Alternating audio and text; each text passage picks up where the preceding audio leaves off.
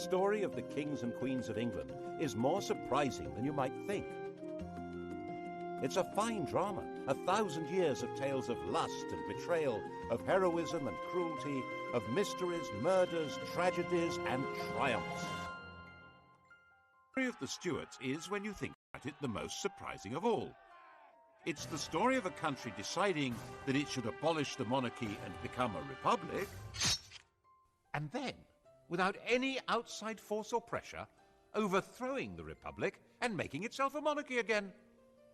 That never happened anywhere else. Why did it happen here? James became King of Scotland when his mother Mary fled to England in 1567. He was 1 year old when he was crowned James VI. He grew up learning how to steer a path between religious fanatics and the violent Scottish nobility, and at the same time acquired a serious scholarly education. He was very proud of that. He pleaded for his mother's life, but accepted the fact of her execution by the English Queen Elizabeth. Business was business, and he had no memory of Mary. He'd been taught that she was a Scarlet Woman, and she had, after all, murdered his father and taken a lover. He was the recognized heir to the English crown, and he wasn't going to put that in danger. And so in 1603, when Elizabeth the Virgin Queen eventually died, the oldest monarch England had ever had, he came from Edinburgh to London for his coronation.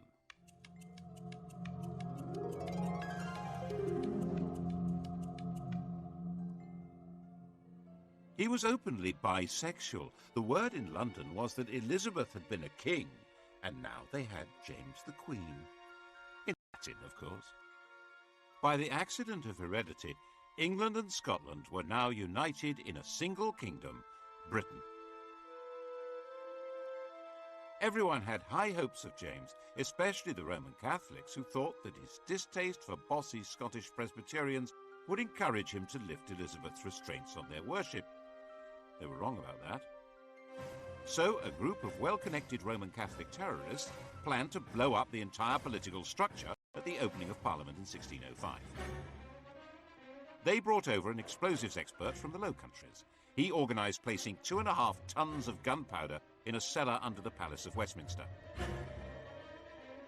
It's a sign of how secure England became that for the last 200 years, November the 5th, the anniversary of Guy Fawkes' capture, has been simply an excuse for a fun night of pretty explosions. A chilling resonance. Al-Qaeda terrorism has tainted many people's idea of Muslims, which perhaps makes it easier to understand how Fawkes' terrorism affected people's idea of Roman Catholics. Actually, James himself was more sympathetic to high church than to low, because the followers of Protestant sects did not want priests and bishops to do religion on their behalf. In the Protestant view, the godly man has his own Bible, the devil's agent is a priest with a Catholic prayer book. James felt that people who didn't have respect for hierarchy in church would be equally disrespectful of authority in general. No bishop, no king was his fear. And the authority of the king was very dear to him. He spelled out his ideology in masks, theatrical balls, in his new banqueting house in Whitehall. His intellectual take on the job was that he was God's deputy and that he ruled by divine right as the absolute sovereign power in England. Having been raised in Scotland, he was baffled by the idea of common law, the notion that law was in the hearts and minds of the people, expressed through the precedents of the courts and their juries of ordinary folk. But this was the essence of the English system. It had been essential for the Normans to operate that way, as foreign rulers in a land they didn't know, and it had become embedded in the fabric of English life. Henry VIII and Elizabeth had the position of tyrant, but their tyranny required popular consent. They had to be popular in order to rule. James wasn't good at being popular. He was head of a court, a place of factions and favourites, and was grand in a very private way. One example of his sense of power and duty was in his treatment of tobacco. It had been introduced from America by Walter Raleigh, and Elizabeth had felt rather alarmed by it. It made her feel ill. She bet Raleigh that he couldn't weigh the smoke that came out of a pipe. Raleigh knew how to perform. He weighed an ounce of tobacco, smoked it, weighed the ash, and the missing weight was the smoke. Elizabeth laughed and paid up, saying she'd seen men turn their gold into smoke, but this was the first time she'd seen smoke turn to gold. James's whole approach was different. He disliked smoking and felt it was his duty to protect his subjects. But he was a rational man, a teacher, so he wrote a pamphlet, Counterblast to Tobacco, explaining that it was loathsome to the eye, hateful to the nose, harmful to the brain, dangerous to the lungs, and in the black, stinking fume thereof. He wanted to persuade people by the force of his argument, so he published it anonymously. Of course, no one took any notice. So, as the wise and kindly father of his people, he banned the growing of tobacco in England and increased the customs duty on tobacco by 4,100%. And reissued the pamphlet with his name on it. His whole approach was based on rational thought, not an English habit, and what he saw as the absolute authority of a king, also rather foreign to them. And his authority was not backed by any army, and his income was too small to run both the court and the government. The regular royal income came from rents on lands, feudal dues, and customs duties. But the flood of gold and silver coming to Europe from the New World had created inflation, reducing the real value of that income. Medieval government was designed for rather static farming economies and vast estates. Towns, run by common folk with special liberties granted in charters, had been useful little add-ons. But now international and intercontinental trade had blossomed. The nobles had declined, the towns had become major financial centres. Inflation, the growth of Protestantism, a lack of respect for traditional authority, the emergence of assertive members of Parliament, none of this was restricted to England. But in England it had a slightly different flavour. Everywhere else the ruler made the law, he was the law, but not in England. Kingship existed under the law. James simply didn't understand this. He was certain that the job of king meant being above the law. And being James, he not only understood this was the problem, but said so as a matter of principle. And when the Lord Chief Justice disagreed, the Lord Chief Justice got the sack. James was, people said, the wisest fool in Christendom. He needed to raise taxes, but taxation was always regarded as a special event. Taxes might be levied if there was an emergency need for cash, but the law said that this could not be done without the agreement of Parliament, which gave the Commons the chance to present demands to him. They expected what was called redress of grievances before granting him supplies. And these were exactly the kind of people who tended to be Puritans, low church, with no real sense of proper deference to people better born than themselves. So he avoided that as much as possible. His way of life didn't help either. His diversions were hunting, an obsession, and took up with a pretty young Scot who'd been his page. Robert Carr was given the estate of the executed Walter Raleigh and quickly became a viscount and a privy councillor. When Carr decided to wed the married 17-year-old Countess of Essex, who hated her husband, James helped to sort out the divorce. The Countess's family, the Howards, detested Carr but realised this was the best way to get into favour at court. Carr's close friend, Sir Thomas Overbury, tried to warn him off that filthy, base woman, which annoyed the Countess. So the sweet young couple poisoned Sir Thomas, which opened the door eventually to the Howards' enemies, who exposed the murder plot to James, while providing him with another very beautiful young man, George Villiers, to take Carr's place. Carr and his wife were sentenced to death, and Villiers, whose legs were wonderful, became the Duke of Buckingham, and the murderous couple were pardoned. James wasn't exactly a Puritan's role model. By the time King James died, aged 58, in 1625, the King and the Puritans were set on course for a direct collision, and his son Charles wasn't going to change direction.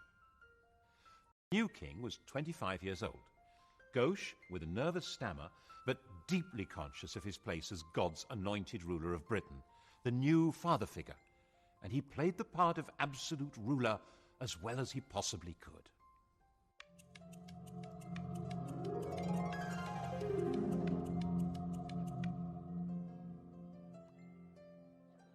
Of course, it was not the part that the Puritan merchants and gentry wanted played. They refused to grant taxes without being allowed a role in government, so Charles tried to manage on the sources of revenue that didn't need parliamentary approval. The most celebrated example was when he levied ship money. An ancient law was unearthed obliging seaports to provide ships in times of war. True, there was no war, but there were pirates, weren't there? In 1634, Charles made his demand and told the ports they could pay cash instead, ship money. This engraving was published to make people proud of paying up. And then the next year he extended the demand to inland communities. Otherwise, it would be unfair. It was obvious that if he got away with this, he'd have reinvented taxation under another name and would never need Parliament at all. The entire nation had steam coming out of its ears. One wealthy Buckinghamshire man, John Hampden MP, refused to pay and was hauled into the Court of Exchequer. Hundreds of people tried to jam into the court to watch. Of the 12 judges, 7 found for the king and 5 for Hampden. Since the king had thought he controlled the judiciary, this was a moral victory for the church. He regarded Puritanism as fundamentally seditious, which made many people think he was really a closet Roman Catholic. He wasn't. But he was determined to impose a uniform system of worship which was decidedly high church. And that simply added to the anger of a growing Puritan class. In Scotland, it was met by direct rebellion. Without the money to hire reliable troops, and with popular hostility in London making life positively dangerous, Charles had to accept restrictions on his power which were to him intolerable. In 1641, he agreed Acts of Parliament which took many powers from him, including the right to dissolve Parliament and the right to raise customs duties without its consent. In January 1642, in a state of confused desperation, he tried to arrest 5 members of the Commons by actually turning up there with armed guards. He failed, and faced with violent anger in the streets, he fled from London.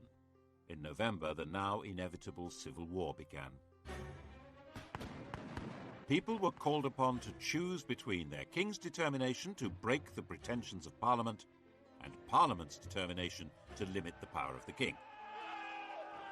Most people actually didn't think they wanted to get involved, but the war grew with a murderous logic of its own and gradually became more bitter and more inescapable. It's now reckoned that possibly 250,000 people died in battle, of starvation, of disease, as a result of the fighting, out of a population of about 5 million. That's a far higher death rate than in the First World War. When the war ended in 1646 with the defeat of Charles's forces, an attempt was made to negotiate a settlement, but Charles was a dishonest negotiator, simply using this opportunity to try and organise the conquest of England from Ireland and Scotland. And then something quite new happened. In the brief and decisive Second War, the Parliamentary Army developed a revolutionary will of its own. When Charles was recaptured in 1647, Parliament tried to disband its forces, but General Fairfax and his men proclaimed that they were not a mere mercenary army and flatly refused to go home. Their job wasn't finished. The revolution had to be completed. They said it had to be established that the House of Commons was the supreme authority of England, and the king was, but at the most, the chief public officer of this kingdom, and accountable to this house. That was in September 1648. The Commons said, don't be so silly. The army wasn't happy with that, so it crushed Parliament. It occupied London, used St. Paul's as the cavalry stables, and looted the treasury. 45 MPs were arrested, 146 were barred. The rump that remained were in effect the members chosen by the army, who would do what it wanted, which was to put Charles on trial for treason for levying war against the Parliament and Kingdom of England. The rump Parliament, as people called it, resolved that they could make laws without the consent of the king or of the House of Lords, and then passed a law setting up a court to try the king. Charles said that he didn't recognise the court, as someone needed to explain to him what authority it possessed. On the 27th of January 1649, this court condemned him to death. Charles was taken to the banqueting house, that theatrical set built by his father for dramatic presentations in which the scripts were all about the glory of royal power. It was no longer used for those masks. Charles had commissioned Rubens to make paintings for the ceilings, and they were too precious to be damaged by candle smoke. The ideology of the performances had now been put on permanent display by Rubens. The paintings celebrated James's absolute rule, casting out war and discord, bringing peace, harmony, order, and prosperity to a grateful people. Charles, the small, dignified, stuttering man who'd commissioned the work and presided over the reality that flowed from it, was marched out through a window onto a specially constructed platform. He wore a thick vest so that he would not shiver with cold, which might be mistaken for terror. And on that stage he knelt with calm dignity, and his head was cut off. Britain no longer had a king.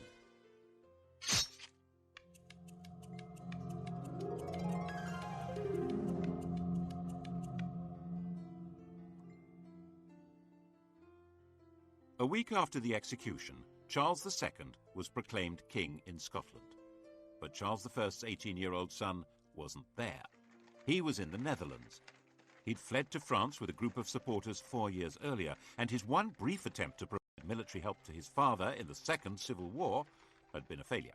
His object now was to find a way of recovering his father's throne, and to hell with that stuff about being an absolute monarch. He landed in Scotland in 1651 and was prepared to sign up to whatever was asked of him, including agreeing to his father's blood guilt and his mother's idolatry, and becoming Presbyterian. If that's what it took to be proclaimed king, do it. The new English Republic wasn't going to stand for this. Were finally defeated at Worcester. If he'd been caught, he would probably have been killed. The story of his escape, disguised as a Worcestershire yokel, became a famous legend. At one point, he spent all day hiding with a companion in an oak tree while the Roundheads searched for him below. It became a celebrated story in a way that didn't bode well for the Republic. Charles looked dashing and daring, while the Roundheads looked ridiculous, incompetent, and heavy-handed. Throughout his 6 weeks' flight, he remained cheery, polite, and very resourceful, ending up in the George Inn at Brighton. It's interesting that none of the 3 or 4 dozen people who recognized him were moved to betray him, either by the potential death penalty they faced or the £1,000 reward they could collect. He got away to France, then to Germany and Brussels, living in a kind of limbo, short of money and with no coherent plan of return. So how did he do it? After the execution of Charles I, England was a republic. Look at what happened to the design of the Great Seal, the official mark on statutes and proclamations. Here's Charles's seal, the seal of a king. He canters on horseback with his greyhound running alongside, and the Latin motto means Charles, by the grace of God, King of Great Britain, France and Scotland, defender of the faith. After his execution, the new republic was in theory ruled by the House of Commons, so instead of a king's seal, the Great Seal was the seal of the House of Commons. It shows the Commonwealth, a map of Britain, and on the other side are the Commons themselves. And the motto simply says, 1651, in the 3rd year of freedom by God's blessing restored. In English. Didn't last, though, because the real power wasn't the House of Commons. It was the army. For a while, the army was too busy to take much notice of England. It was occupied with the destruction of Ireland, where a large part of the population were irredeemably loyal to Catholicism and the monarchy. But when it finally turned round and looked at England, it found that there still hadn't been a thoroughgoing Puritan revolution. So, in 1653, Cromwell, the army's most powerful general, cleared the Commons at sword point and installed a new parliament, which he thought would be more capable of bringing about a revolutionary transformation of society. His own Chamber of Righteous Puritans, the so-called nominated parliament, turned out to be no more to his liking, and he dismissed that too, installing himself as the Lord Protector. And the Great Seal was now his own. It shows Oliver Cromwell on horseback, just like Charles, but stepping out very stately rather than cantering with a greyhound. And the Protector Oliver. In Latin. In what sense was this a republic? However unwillingly, and he kept protesting his unwillingness, Cromwell was driven by his own belief in the divine right of revolution to run the country as a militarized kingdom for Puritan saints. There were now 11 districts, each run not by the people, but by major generals. These military ayatollahs collected taxes, ran the courts, and controlled public morality. Theatres were closed, along with brothels and gambling dens. Horse racing and cockfights were banned. Everyone had to go to church, stay sober and morally upright. Pagan festivities, like Christmas, were banned. Mince pies were forbidden. Oh, it must have been great. In 1656, a newly elected parliament made it clear they wanted to return to the old constitution. They reopened the House of Lords and offered Cromwell the title of king. He seriously considered it. And although he turned it down, perhaps because the army would have turned against him, 2 years later, on his deathbed, he nominated his eldest surviving son as his successor, like any other king. Very few people cheered Lord Protector Richard Cromwell. Who was he? Not crowned, not acclaimed, not the leader of an army. People called him Tumble-Down Dick, and that's pretty much what happened. Early in 1660, one of his father's commanders, General Monk, seized London and summoned a special parliament to invite Charles II to return to the throne. If you're going to have a king, it might as well be one with the right credentials. Tumble-Down Dick became a private citizen. He changed his name and became a lodger in Cheshire. 30 years later, he wrote to his daughter that his safety was to be retired, quiet, and silent. He would have made a good constitutional monarch. But while the English may not have been quite sure what they did want, they now knew exactly what they didn't want. Anything run by soldiers or Puritans. No matter what else would happen in the world, England would never again let a military man have any political power. And a deep and abiding suspicion had been created of anyone who looks like a revolutionary or a religious enthusiast. Actually, this explains a lot of English history. Most countries were at some time in the last 300 years infected by revolutionary fervour or ideological passion, but England, it seems, has been vaccinated. It's been pretty much immune to political feverishness. Still is, I think.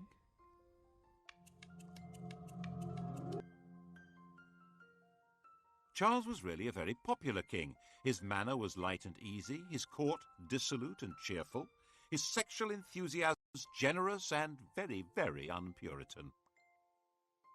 As those great historians Sellers and Yeatman put it in 1066 and all that, not so much a king, more a monarch. The years since his father's execution were called the Interregnum, and the idea was to pretend that nothing much had really happened. The parliamentary records for those years were torn up.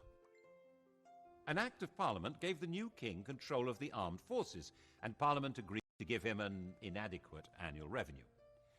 10 of the people who'd been involved in the execution and trial of Charles I were themselves put on trial, and then hanged, drawn, and quartered. Cromwell and 3 other military commanders of the parliamentary army were also put on trial. They didn't put up a very convincing defence, being dead. Their bodies were dug up and hung in chains at Tyburn. It was all good popular entertainment, and theatres reopened and maypoles were back in business. Merry England had been restored. Charles had given a written promise of pardons, arrears of army pay, and what was called liberty of tender consciences in religious matters.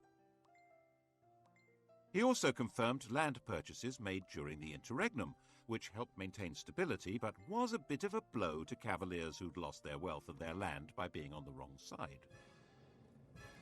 In a way, the sense of a new beginning was strengthened by the destruction of the capital, plague and fire. plague was a swift and grotesque disease, which had erupted frequently before, but in 1665 it took a firm grip and killed about 20% of the city's population. London was largely turned into a ghost city as the survivors fled. The king, who'd moved to Hampton Court, gave £1,000 a week to London charity. And then London began to burn. The king returned to the city with his brother James, the Duke of York, to take personal charge of firefighting in the streets. Everyone knew that the mayor had been too timid to pull down houses that might have created fire breaks until he was directly ordered to do so by Charles. It certainly helped the royal image, though it didn't help London much. The old, rotting, diseased structure was purified by an inferno that simply burned the place away as thoroughly as if it had been blasted by a nuclear weapon, and a lot more cleanly. And the new city that arose was a classic image of the political settlement of the restored monarchy. The old arcades was rejected. That was the sort of Renaissance princely city that existed on the continent. They were the stages on which state ceremonies could be impressively performed by grand leaders, not needed here. Wren was allowed to build a new modern cathedral and a swathe of churches in which altar, pulpit and congregation are positioned to be equally important, not too Roman Catholic, not too Puritan. But the old street plan was retained. Everyone could rebuild their own place on their own plot, and the narrow streets and little alleys of medieval London that still existed in everyone's memories regrew from the ashes. Even now, neither German bombs nor modern developers have quite destroyed them. There mustn't be another fire. Laws would insist on flat fronts, no overhangs, more brick. But the old city that had no overall plan, not even a basic map, reappeared with modern improvements designed not for a new life, but for a better continuation of the old one. Exactly. There was a general desire to better continue things as they had once been, rather than invent something new, or imitate something foreign. There was one other marker in the rebuilt London that showed what kind of country this now was. This fine column. It marks the site where the fire had begun. It shows the destruction of the city. There's Charles surrounded by liberty, genius and science, giving directions for its restoration. And there was originally an inscription explaining that the fire had been deliberately begun by papists. In order to the carrying on their horrid plot for extirpating the Protestant religion and our English liberty, and the introducing popery and slavery. It was nonsense, but a French watchmaker was hanged for his part in the non-existent plot. Robert Hubert. He wasn't in London when it happened. There was a pathological fear of papists. Awkward. Charles had a pension from the King of France given when he'd promised to convert to Roman Catholicism. The trick to being a king in this situation was, Charles understood very well, not to say exactly what his job was. There was a parliament, and it was beginning to form parties, one pro-monarch, one anti. But Parliament didn't actually rule the country. That was done by the king's ministers, a kind of cabinet government, referred to as a cabal, which meant that Charles wasn't seen as entirely responsible for things going wrong, which they quite often did. The Earl of Rochester wrote a mock epitaph on Charles's bedchamber door. Said a foolish thing, nor ever did a wise one. Charles saw it next morning and said, "Quite right, my words are my own, but my acts are the acts of my ministers." Charles died in 1685, 54 years old. On his deathbed, he converted to Roman Catholicism. He had no legitimate child left alive. The next in line to the throne was his brother James, who was already a Roman Catholic. This really wasn't going. James II was only 3 years younger than Charles II. He was the oldest man ever to have succeeded to the throne. To start with, nothing much seemed to have changed. Both brothers had led quite similar lives. Both were enthusiastic womanizers. Both seemed reasonably pragmatic. But the way James handled his first big crisis began to create alarm.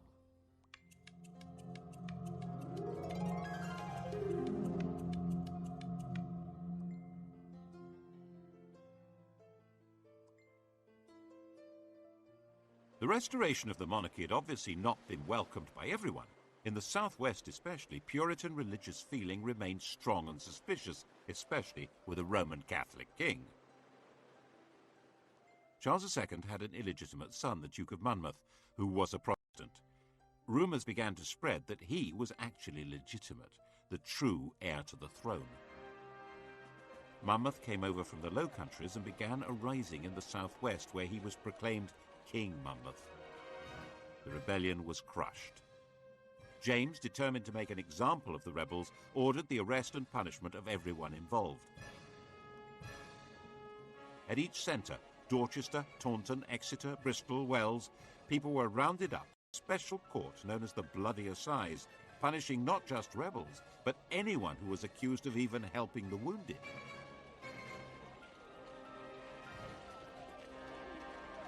Around 230 people were executed, some hanged, drawn and quartered, and about 850 were sent to labour in the West Indies for 10 years. And many more, of course, were fined and had property confiscated. And James did not disband the army that had been formed to put down the rebels. England had a standing army again, just as it had under Cromwell. And he appointed Roman Catholic officers to run it. People began to murmur, and when the House of Lords expressed discontent, he dissolved Parliament.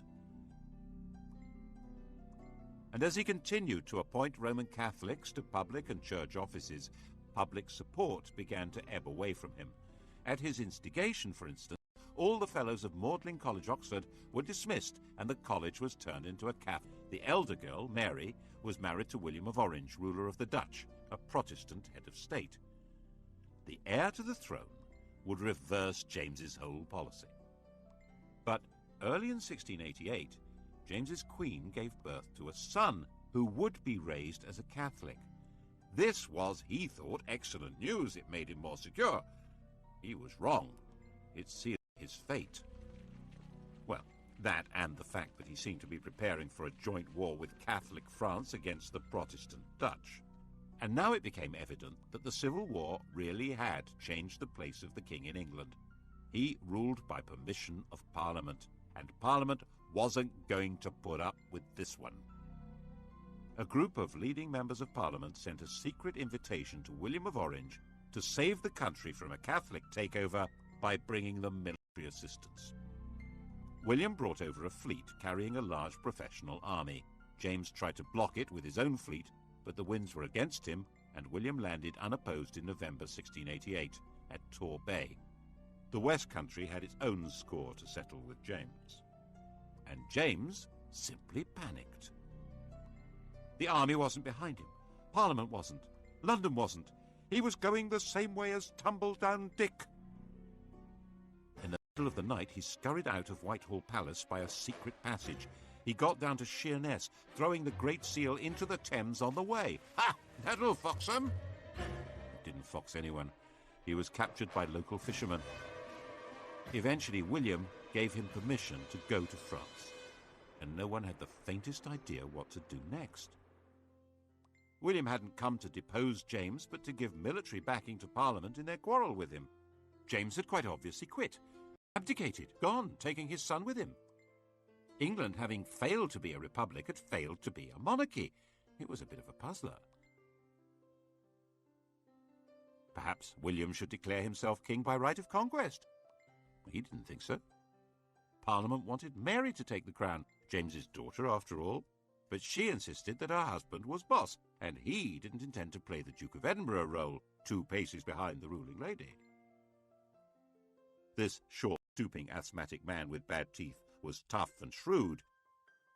He was himself a grandson of Charles I and wouldn't make a humble consort. In the end, a deal was struck. They would both be sovereigns, Mr. and Mrs. King and Queen, by the invitation of Parliament.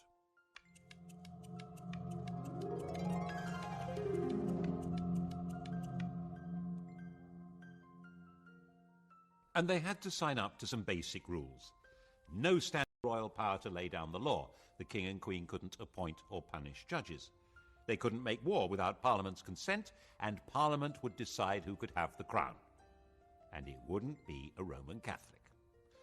All the questions posed by the Civil War were finally answered, and it was called the Glorious Revolution, because in the end, the whole basis of royal power was redefined without anyone being killed at all. Except in Ireland, of course. James, with French backing, decided to make a comeback through Ireland. It was, after all, one part of Britain where a Catholic king could expect some enthusiasm.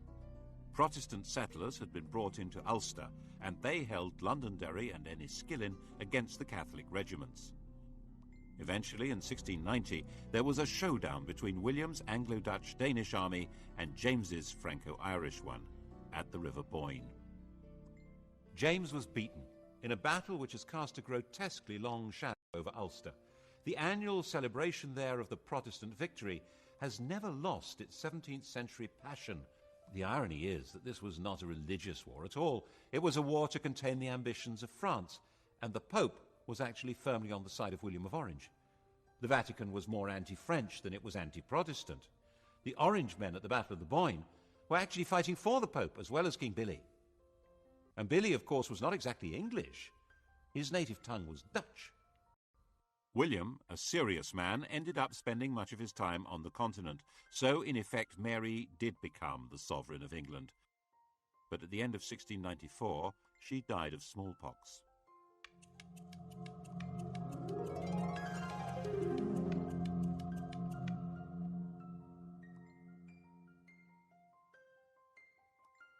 England was now in effect ruled by an oligarchy through Parliament. The king had a role, but by no means a commanding one. Part of that role, as he saw it, was to push forward religious tolerance in a fundamentally intolerant country. Tolerance does have its limits. At his death in 1702, the question of the succession had already been agreed and settled. The crown passed to Mary's sister Anne.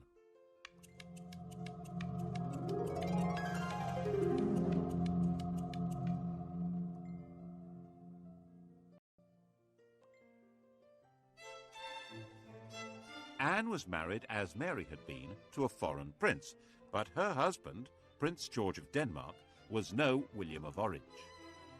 He was a lazy alcoholic, and while Anne was willing to let him be naturalized as an Englishman and notional head of the army and navy, she was queen and he was a subject. No marriage was very keen on the ceremonial and quasi-magical position of royalty, holding ceremonies where she touched people with scrofula, swollen neck glands from tuberculosis. It was called the king's evil, and the power to cure it was supposedly the magical sign of true royalty. She was the last monarch to try it. Kings had male favourites, Anne had female favourites. The first and closest was Sarah Churchill, the wife of the Duke of Marlborough. They called each other by pet names. The Queen was Mrs. Freeman, Sarah was Mrs. Morley.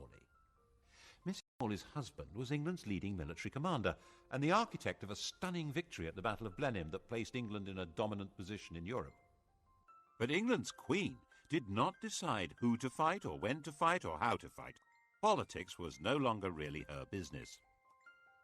Even when in 1707 England and Scotland were formally and permanently united by the Act of Union, it was not Anne's doing, but Parliament's. Anne did, it was true, refuse to sign one Act of Parliament at around that time, but it was a very minor technical issue, not a real challenge to the power of the politicians. Her life was spent more playing cards, chatting, being ill, and having 19 pregnancies.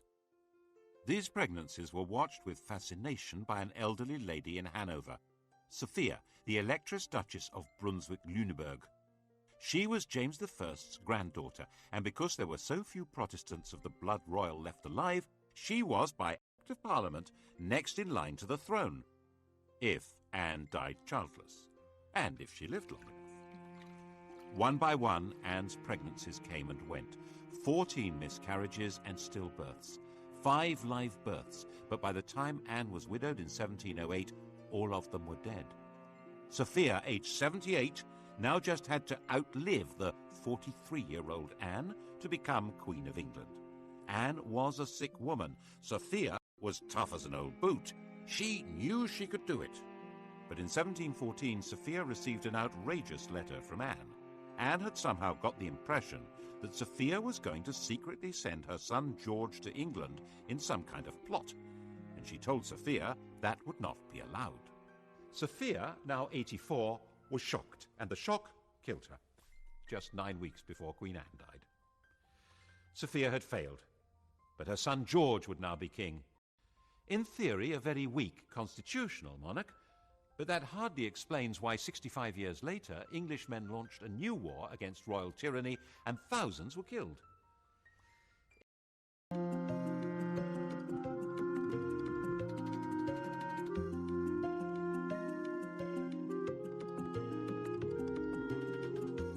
The story of the kings and queens of England is more surprising than you might think.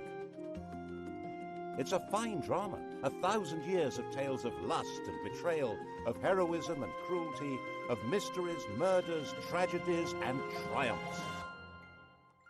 The story of the Stuarts is, when you think about it, the most surprising of all. It's the story of a country deciding that it should abolish the monarchy and become a republic, and then, without any outside force or pressure, overthrowing the republic and making itself a monarchy again. That never happened anywhere else. Why did it happen here? James became King of Scotland when his mother Mary fled to England in 1567. He was 1 year old when he was crowned James VI. He grew up learning how to steer a path between religion